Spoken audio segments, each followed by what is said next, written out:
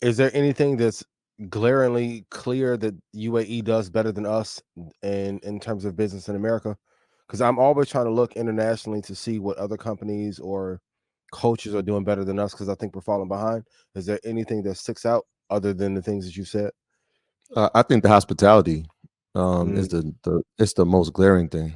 And we come from New York, where it's like when you see tourists, it's like you almost feel like, why y'all here? Y'all in the way.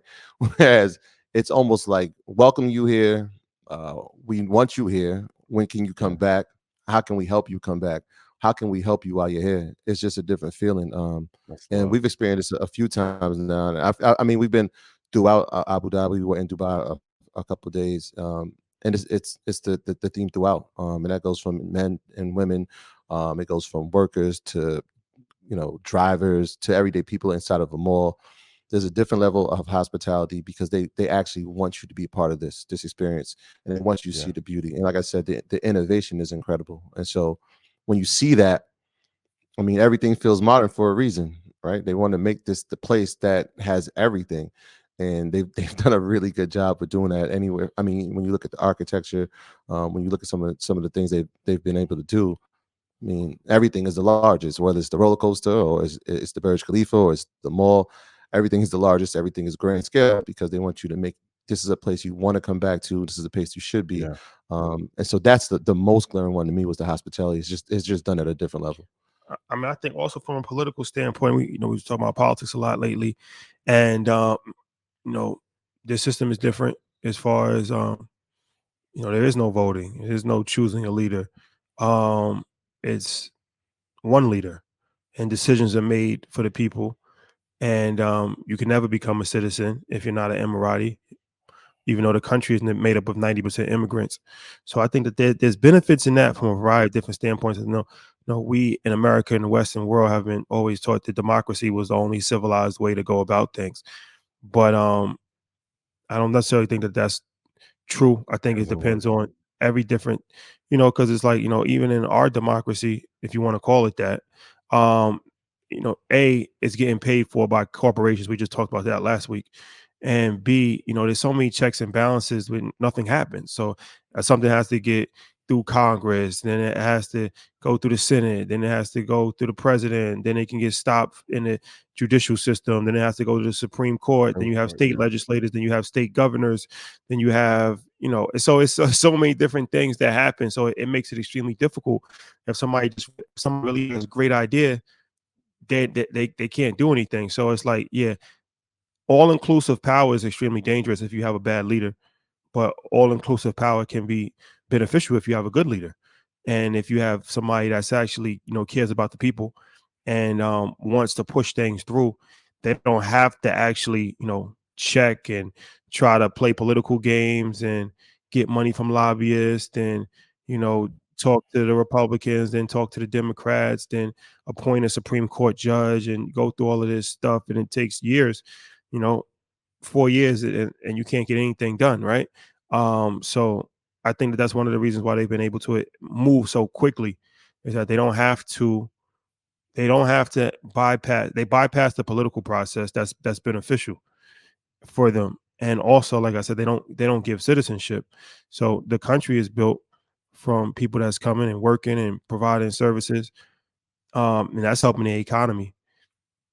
But they're not imposing their culture on the country, mm, right? You can come to the country, you're welcome to add value to it, but you can't impose your culture on the country.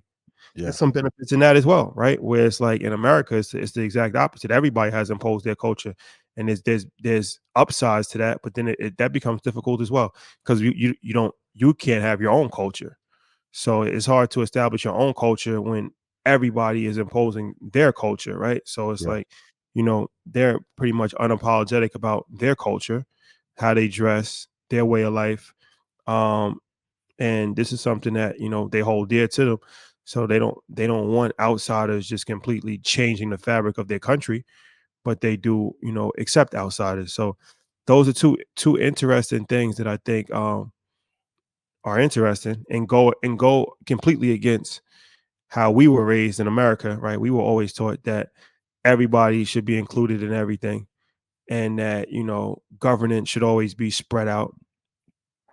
Well, you gotta be open minded, and you gotta Yeah. look at other things in the world that's working. And America's having trouble, and it's working over here. It's working. Everybody's no country is perfect. Everybody has different issues, but I mean, you can't really go against something that's working.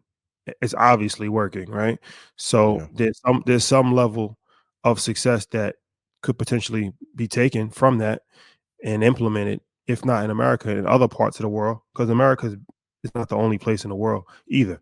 So other countries are looking to develop themselves and come out of poverty, and these are things aspects that they might take from this part of the world and implement it, whether that's in Asia, South America, Africa, it's a variety of different things. So it's just interesting to get a global perspective on things and see things for yourself, as opposed to what you just hear on television or what you see. And a lot of people are scholars from YouTube. But the dangerous thing about that is that there's always propaganda. You don't know Yeah. which side you get in. You don't who's publishing information, what their purpose of publishing information is. You see one thing, and then it just you just run with it. It could be some truth to that. It could be a lot of falsehood to that also, right? So it's like, if you did a study, if somebody did a documentary on the South Side of Chicago, a Black America, and they just painted that like, this is 2 blocks, and they're like, they made that seem to the point where it was like, if you come to America and you see a Black person, then you're probably going to get killed. A lot of people probably would Yeah. believe that. But then it's like, you come to America, and it's like, you're not just going to randomly just get killed for no reason. That's a low chance of happening, right?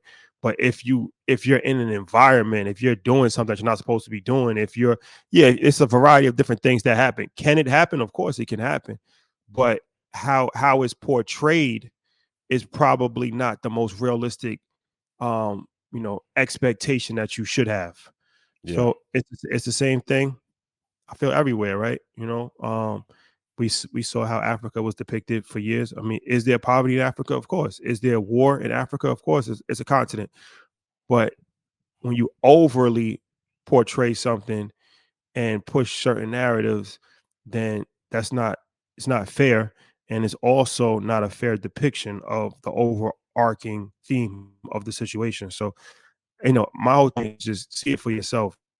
Don't just take somebody's opinion or take somebody's viewpoint on something. You Yeah. can't really have an educated conversation until you actually are educated. This that Red Panda Anthem. Ian, what's up? This that Red Panda Anthem. Red Panda, what's good? Red Panda